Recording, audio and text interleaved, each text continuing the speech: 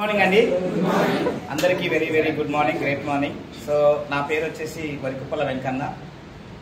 మా విలేజ్ వచ్చేసి పల్వెల విలేజ్ అనమాట. నేను ఒక పల్లెటూరు మేడం చెప్పారు. ఫస్ట్ వ్యవసాయం చేసుకునే రైతుని నేను. నిజంగా ఈ బిజినెస్లోకి వచ్చేటప్పుడు అందరు కూడా అయిష్టంగా వచ్చిన వాళ్ళే సూపర్గా డూపర్గా అవుతున్నారని నేను అనుకుంటున్నాను. నా అప్లైన్ వచ్చేసి నాకు అవకాశం ఇచ్చిన వ్యక్తి Sarita madam and Saidul sir వాళ్ళు అవకాశం ఇచ్చారు. మరి madam Sushmita madam garu guide చేస్తూ నన్ను ఈ స్థాయికి ఈరోజు తీసుకురావడానికి మెయిన్ రీజన్ మేడం గారు. మరి వాళ్ళ ఆధ్వర్యంలో అయిష్టంగా నేను బలవంతంగా సార్ పట్టుకొచ్చి ఇక్కడ వదిలేస్తే అయిష్టంగా ఈ బిజినెస్ను టేకప్ చేసి ఒక 3 నెలలు 4 నెలల తర్వాత మళ్ళీ వీళ్ళకి కనిపించి ఈ బిజినెస్ను టేకప్ చేసిన తర్వాత ఎందుకు వీళ్ళకి కనిపించానంటే అగ్రికల్చర్ ప్రొడక్ట్ వాడానండి ఫస్ట్. సో ఎప్పుడైతే అగ్రికల్చర్ ప్రొడక్ట్ వాడానో ఆ ప్రొడక్ట్లో దమ్ముంది, ప్రొడక్ట్ బాగా పనిచేసింది, పంట దిగుబడి కూడా 5 బస్తాలు ఎక్కువ పడింది ఇంత ముందు కన్నా.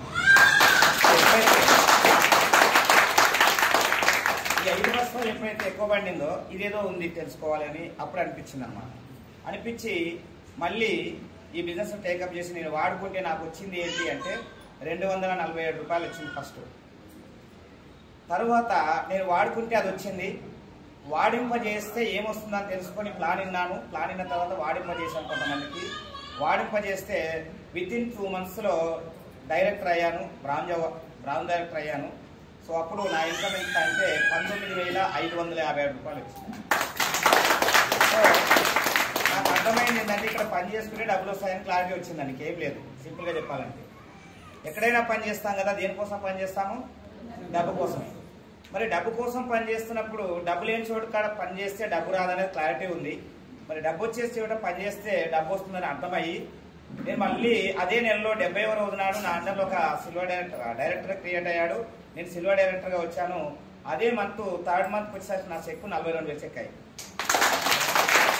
నేను వ్యవసాయం మొత్తం కష్టపడి సంవత్సరం కష్టపడినా 42,000 రాదన్నారు. ఎందుకు రాదంటే కంప్లీట్గా అన్ని తీసేస్తే మీ అందరూ తెలుసు, వ్యవసాయం ఉన్న వాళ్ళకి మొత్తం సంవత్సరం కష్టపడ్డా 50,000 మిగలదు.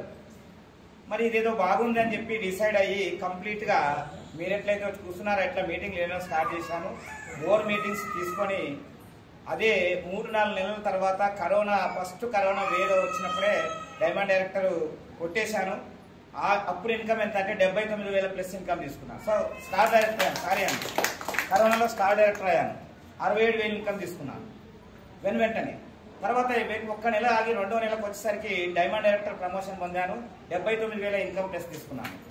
సో ఇప్పుడు హైయెస్ట్ ఇన్కమ్ 95,000 ఎర్నర్గా ఉన్నాను.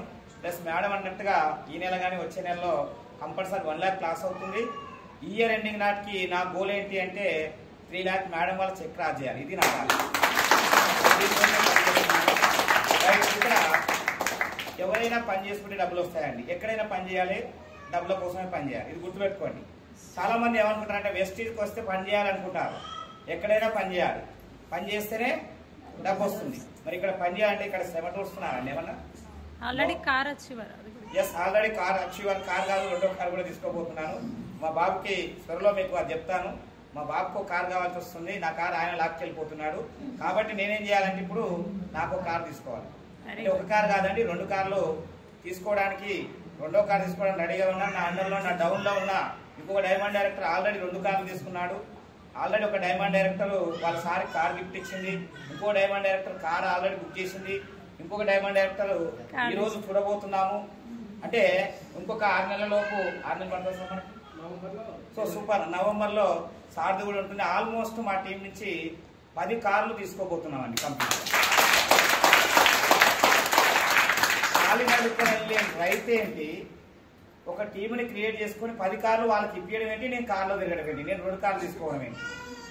డబ్బు ఉందా లేదా? ఇక్కడ వెస్టేజ్లో ఏముందండి? డబ్బు ఉంది.